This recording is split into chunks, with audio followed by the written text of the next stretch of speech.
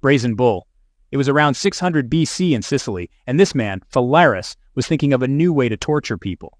He was said to be a cruel tyrant. Some even say he was cannibal and used to eat small suckling kids. He was fond of torturing people and used to take pleasure from their screams. He ran out of torture ideas and asked a sculptor named Parallaeus to create something that would amaze him. Parallaeus then started working on that job and created a bronze bull. After a few days, he presented the bull to the king. The bull was constructed in such a way that the bull was hollow inside and there was a small door in its belly. The accused would be shoved inside that hollow belly through that small door. Then the door would be closed, and the fire was lit under the bull. The heat would start roasting the body and the victim would scream loudly. A contraption was made in the bull's neck that would turn human scream into the bellowing sound of a bull. The smoke would come out of its nose.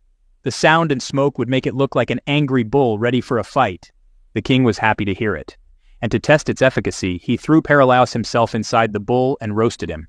The bull passed the test. The king was insanely overjoyed and started torturing all condemned with the bull. But as we know, what goes around comes around. A few years later, some leader named Telemachus overthrew him from throne and roasted Phalaris in the same brazen bull. Rat torture. This torture method was widely practiced in England from around 5th to 15th century, and few records show it being practiced in Rome and few other cultures too. But at later dates, the London Tower, renowned as a notorious prison and place of execution, was a frequent site for this execution. It was mostly used as a method of extracting confession from the criminals and accused ones. The rats would be kept hungry for a few days before performing this torture. The hunger made the rats aggressive, and the torture would be more brutal. There were two different ways of applying this torture. The first way is to keep the rat in a metal bowl. The bowl is then placed inverted in the belly of the accused. Then the fire was lit at the top of the bowl and heat the chamber. The rat would start burning and try to escape from that place. With no place to go, it would start burrowing a hole in the stomach. Then it would enter the body, slowly ripping and destroying the organs. The unsettling pain would be extreme, and almost all of those would die in agony. Even the wife of King Henry VIII was given this torture. The second method is said to exist at the same time. It was done for treason and crimes against royals. For this method, a pipe would be inserted in the rear end of the accused. A hungry and irritated rat was inserted in the opening of the pipe, and the pipe was sealed. The rat would enter the body from anus and gradually carve its path upwards. It would eat the criminal from inside and would get out from the mouth. There has not been sufficient proof of this method, but some writings suggest it was practiced secretly. A lot of secrets have been buried in this horrific place, I guess. The rack. This gruesome torture method was used in medieval period from the 5th century, but was widespread in Europe during the Inquisition period, from the 12th to the 15th century. It's simply a stretching technique, but the stretch goes beyond the imagination. This was used to extract confession or to gain the information from the enemy members. It consisted of a wooden plank or a few rolling woods where the victim was confined.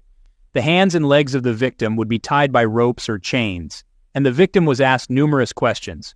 For every silence or false answer, the wheel would be rotated.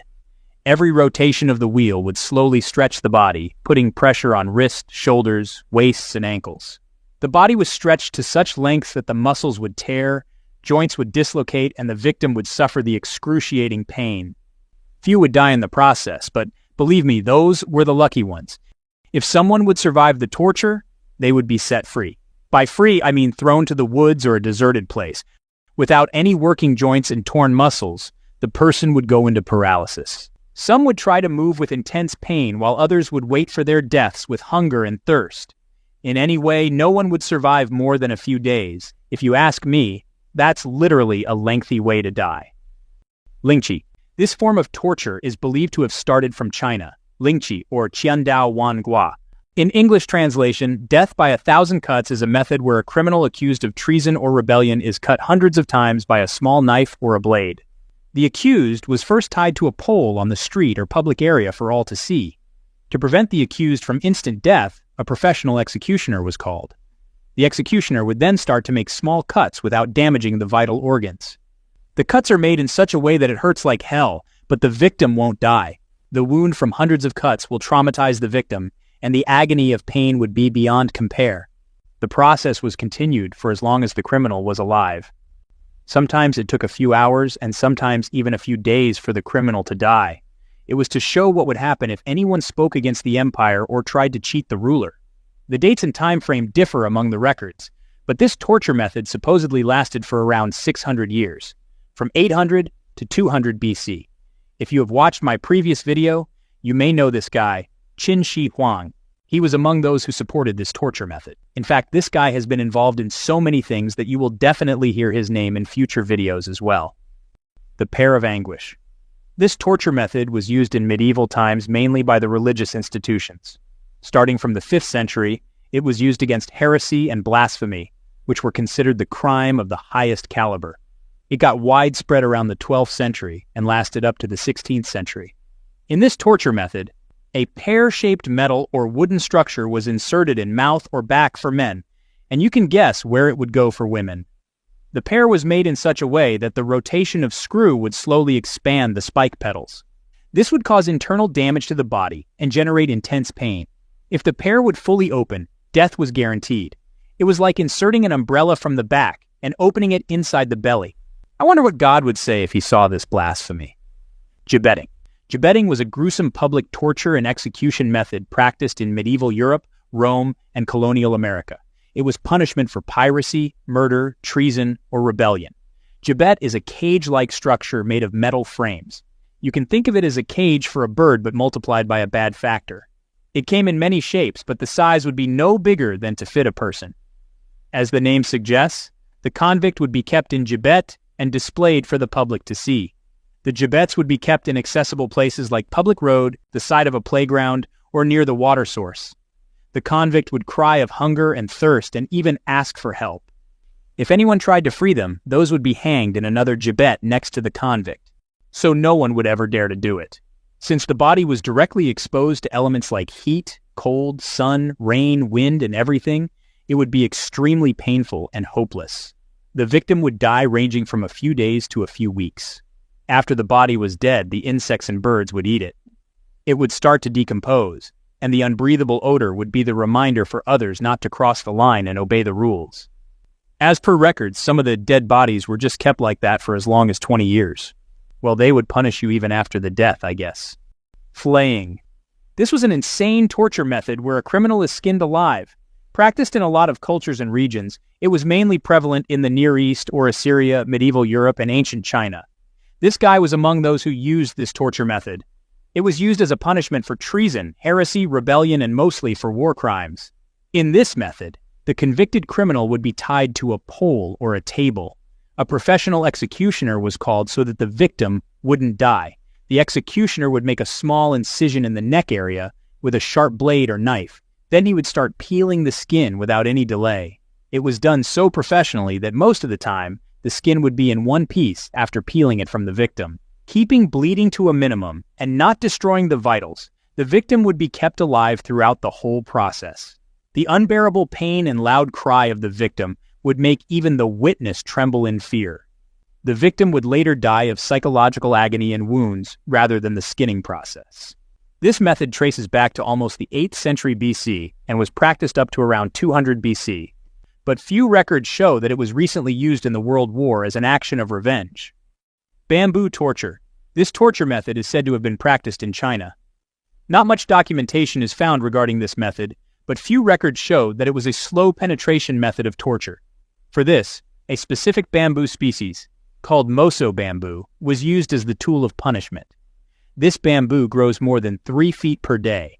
That's more than 1.5 inches per hour. You can literally see it growing.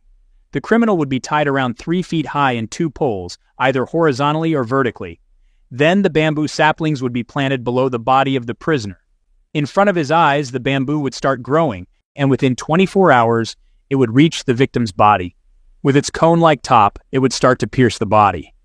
The plant completely pierces the body within 10 to 12 hours, if horizontal, and around 24 hours, if vertically positioned criminal. The body was left there as a reminder for others to see. In any case, this process was pain in the ass, literally. Scaphism. This insane torture and execution method was performed by ancient Persians from 550 to 330 BC. It was given to those people who committed the crime of speaking against the Persian Empire. In this torture method, the victim was forcefully fed a lot of milk and honey. By a lot, I mean a lot. Aside from that, a buttload of honey was smeared in his body too. Then he would be tied to a boat or some hollow tree trunk.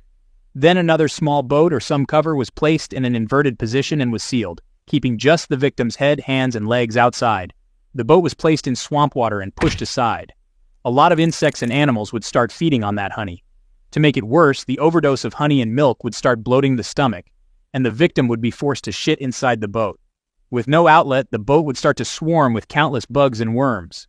The insects would start eating the body from outside, and worms would enter the body and start eating it from inside. The pain of bloating, insect bites, and internal decay would cause immense pain, and the echoes of the victim's cry would be heard from miles away.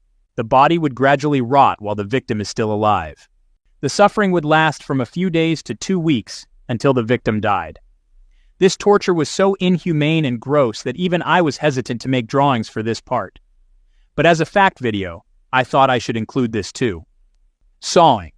This method was prevalent in the Middle Ages in Rome, Europe, China, India, and Persia. This punishment was mainly for those who were believed to be involved in witchcraft or sorcery. In this method, the accused would be hanged upside down with legs and hands tied to a pole. 2 professional executioners would be called with a big saw. They would start to saw the accused from the groin and slowly cut upward towards the head. Since the victim is upside down, the flow of blood towards the head would prevent the victim from instant death, and thus would feel all the pain and agony. The victim would die halfway through, but the insane process would last until the body is completely cut in 2 pieces. The body was then thrown somewhere or given to animals as food. I am glad that none of you were born in those times where making any small mistakes, or just a small act of blasphemy, would lead to insane and gruesome deaths. Few bad torture methods still exist till now but are done in secret and hiding. And that's the story for next time. Thanks for watching till the end. And as always, I love you guys.